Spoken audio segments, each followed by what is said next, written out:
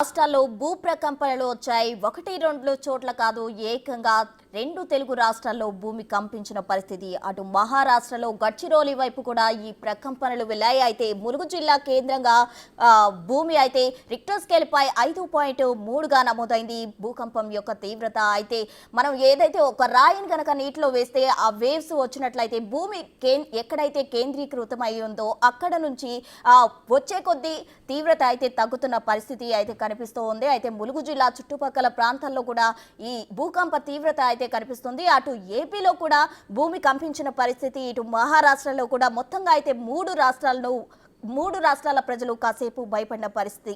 అయితే శాస్త్రవేత్తలు అయితే ప్రజలు భయపడాల్సిన అవసరం లేదు, ఇది కేవలము ఒక భూమిలో ఉన్న రాళ్ళు పగలడం వల్ల కానీ లేదంటే టెక్స్టోన్ అనే స్టోన్స్ పగలడం వల్ల ఇది కంపించి ఉండొచ్చు. ఇటీవల వచ్చిన ఫెంగల్ తుఫాన్కు దీనికి ఎటువంటి సంబంధం లేదు అంటూ అయితే శాస్త్రవేత్తలు చెప్తున్న పరిస్థితి. అయితే బిగ్ టీవీ స్క్రీన్ పై ఇప్పటి వరకు మనం చూపిస్తూనే ఉన్నాము. టెక్నికల్ గా ఉన్న ఎంత తీవ్రతగా నమోదైంది, ఎక్కడ కేంద్రీకృతమై ఉంది, అలాగే ఎంత నష్టం వాటిల్లింది, అలాగే అక్కడ ఉన్న ప్రజల ఎక్స్పీరియన్స్ కూడా మనం బిగ్ టీవీ పై చూపించడం జరిగింది. అయితే దీనికి సంబంధించి ప్రజలకు సంబంధించి ఇటువంటి మళ్ళీ చోటు చేసుకుంటాయా లేదా అనే దానికి సంబంధించి అయితే శాస్త్రవేత్తలు అథెంటిక్ ఇన్ఫర్మేషన్ గవర్నమెంట్ నుంచి అయితే రావాల్సిన పరిస్థితి ఉంది.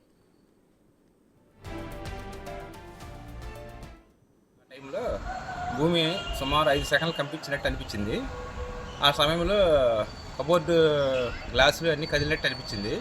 తర్వాత బయట ఎంక్వైరీ చేస్తే కోయిలిగూడెం సమీపంలో కూడా భూమి కంపించిందని వార్త గ్రూపుల్లో.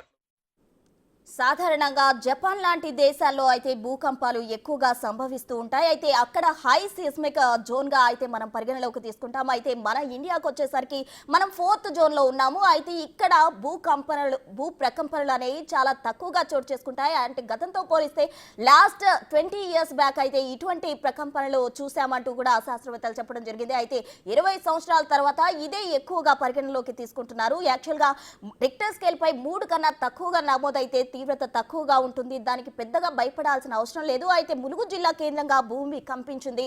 అక్కడ రిక్టర్ స్కేల్ పై 5.3గా అయితే తీవ్రత నమోదైన పరిస్థితి. అటు మహారాష్ట్ర వరకు కూడా ఈ భూ ప్రకంపనలు వెళ్లిన పరిస్థితి. అటు ఏపీలో కూడా గోదావరి నది ప్రాంతాల్లో కూడా ఈ భూ ప్రకంపనలు వచ్చాయి. దీంతో అక్కడ స్థానిక ప్రజలు భయాందోళనకు గురయ్యారు. కొందరు అయితే మాకు ఏది తెలియలేదు అని చెప్పారు. అయితే అక్కడ వారి టెస్టిమోనీస్ కూడా బిగ్ టీవీ తీసుకోవడం జరిగింది. అయితే కొందరు మాకు ఏమి తెలియలేదు, కొందరు ఏమంటున్నారంటే గుండె దడ పుడుతున్న పరిస్థితి, మళ్ళీ వస్తుందేమో అని అక్కడ ప్రజలు చెప్తున్న పరిస్థితి. అయితే దీనికి సంబంధించి అధికారికంగా ప్రకటన చేయాల్సి ఉంది. మళ్ళీ ఇటువంటి తీవ్రత సంభవించే అవకాశం ఉందా, లేదంటే ఇది కేవలం రాళ్ల పగుళ్ళ వల్లే వచ్చిందా అని శాస్త్రవేత్తలు చెప్పాల్సిన పరిస్థితి.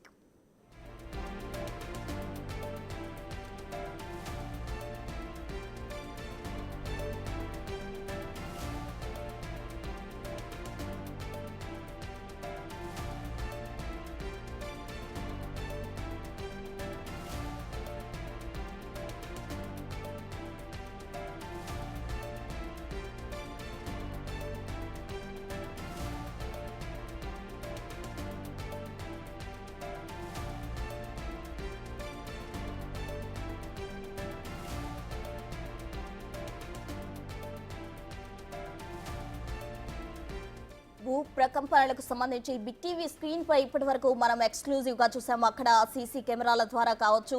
అయితే తీవ్రత ఎంత అనేది ఇదంతా పక్కన పెడితే కొన్ని చోట్ల అయితే గోడలకు నెర్రులు కావచ్చు, కొన్ని చోట్ల ఇళ్లలోని సామాన్లు కింద పడిపోవడం కావచ్చు, ఇలాంటి సంఘటనలు అయితే చోటు చేసుకున్నాయి. అయితే అక్కడ స్థానిక ప్రజలు అయితే ఒక్కసారిగా భయాందోళన చెందిన పరిస్థితి. ఒక్కసారిగా ఇల్లు అక్కడ అంతా కదిలిపోవడంతో స్థానికులు అయితే భయాందోళన చెందారు. అయితే రిక్టర్ స్కేల్ పై 5.3గా అయితే ఈ భూకంప యొక్క తీవ్రత ములుగు జిల్లా కేంద్రంగా నమోదైన పరిస్థితి. అయితే తెలుగు రాష్ట్రాల్లో ఒక్కసారిగా ప్రజలు ఉలిక్కిపడ్డ పరిస్థితి కనిపించింది. అయితే ములుగు కేంద్రంగా ప్రకంపనలు వచ్చాయి. అటు మహారాష్ట్ర గడ్చిరోలి వరకు కూడా ఇది పాకిన పరిస్థితి కనిపిస్తుంది. అయితే గోదావరి తీరానికి 10 కిలోమీటర్ల దూరంలో ఈ భూకంపం కేంద్రీకృతమైనట్లు తెలిసింది. అయితే హైదరాబాద్, వరంగల్, ఖమ్మం, నల్గొండ, కృష్ణా జిల్లాల్లో కూడా పలు ప్రాంతాల్లో భూ ప్రకంపనలు వచ్చాయి. హైదరాబాద్ లాంటి ప్రాంతంలో అసలు ఇటువంటి ప్రకంపనలు అయితే మనం ఎప్పుడు కూడా ఎక్స్పెక్ట్ చేసి ఉండము. అయితే ఈసారి అది కూడా 5.3 తీవ్రతతో నమోదైంది. ఈ భూకంప ప్రకంపనలు అయినాయి. అయితే భయంతో ఇళ్ల నుంచి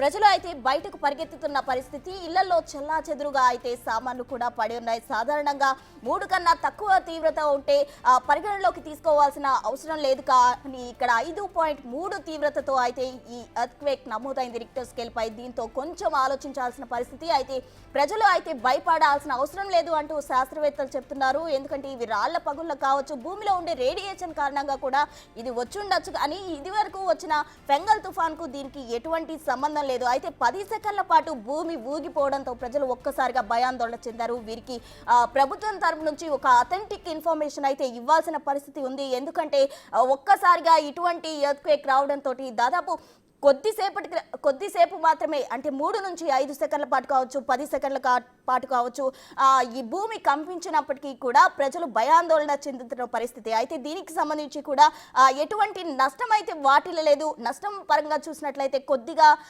నెర్రలు కావచ్చు అలాంటివి వచ్చినప్పటికీ కూడా ఈ తీవ్రత ఎక్కువగా ఉండడంతో అయితే మళ్ళీ ఒకసారి శాస్త్రవేత్తలు మన సీస్మిక్ జోన్కి సంబంధించి రీఅసెస్ చేయాల్సిన పరిస్థితి అయితే నెలకొంది.